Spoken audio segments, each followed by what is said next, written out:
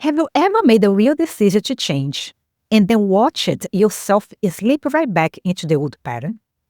Not because you didn't want it badly enough, but because something underneath you just kept pulling you back?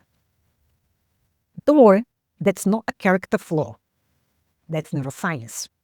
And once you understand what's actually happening, it becomes a lot easier to work with.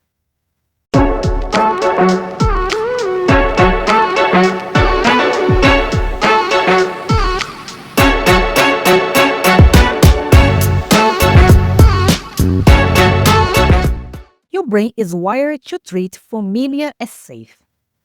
And this goes back to the brain's threat detection system, particularly the amygdala, which is constantly scanning our environment, your environment, and asking a question. Is this no or unknown? No gets a green light, while unknown triggers a subtle alarm even when the unknown thing is better for you.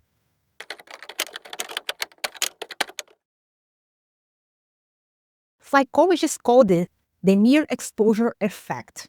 In other words, we have a measurable preference for things simply because they are familiar. And this extends beyond objects and people. It extends to emotional states, relationship dynamics, and even our own sense of self.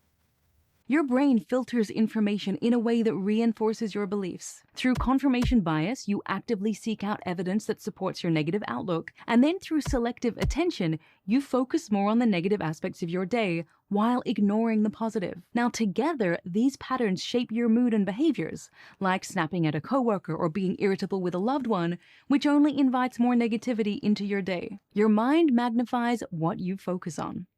This is why people stay in cycles that don't serve them for years. Scarcity patterns, anxious relationship dynamics. Have you heard about the person that stayed in a relationship because they didn't want to stay alone or simply because it's comfortable or they don't know the way out? This is exactly what it is. And this is also where it comes chronic self-doubt, etc. But here's the thing, the brain isn't broken.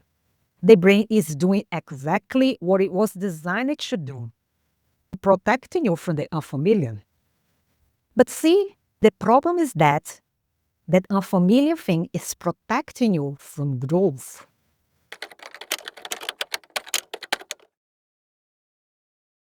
So when you start genuinely shifting, when you start showing up differently, thinking differently, choosing differently, discomfort appears.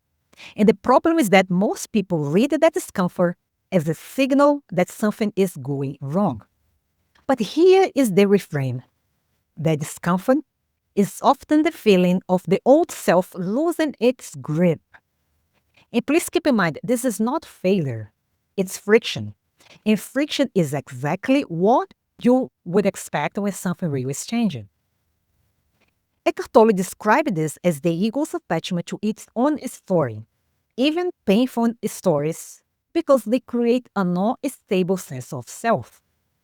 And when that identity gets challenged, the old self naturally resists. The unawakened state. Complete loss of inner spaciousness. There's no awareness of anything in you except just complete identification with the stream of thinking that is mistaken for who you are. And that's the ego. To mistake who you are, to confuse who you are with the incessant stream of thinking plus the emotions that accompany the incessant stream of thinking, that is what we call unconscious living.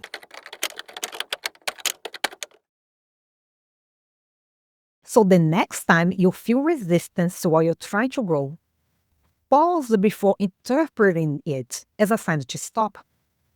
Ask instead, is the discomfort coming from danger or from unfamiliarity? But often than not, it's the latter, and that distinction matters big time.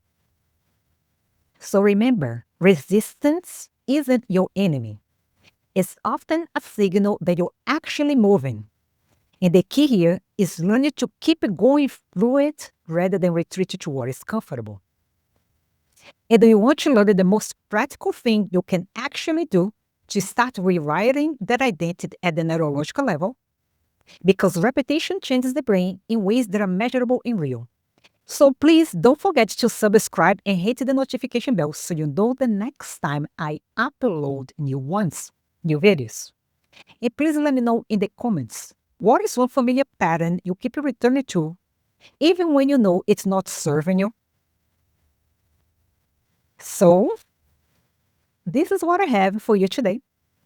Thank you for watching, and I'll see you next time. Take care.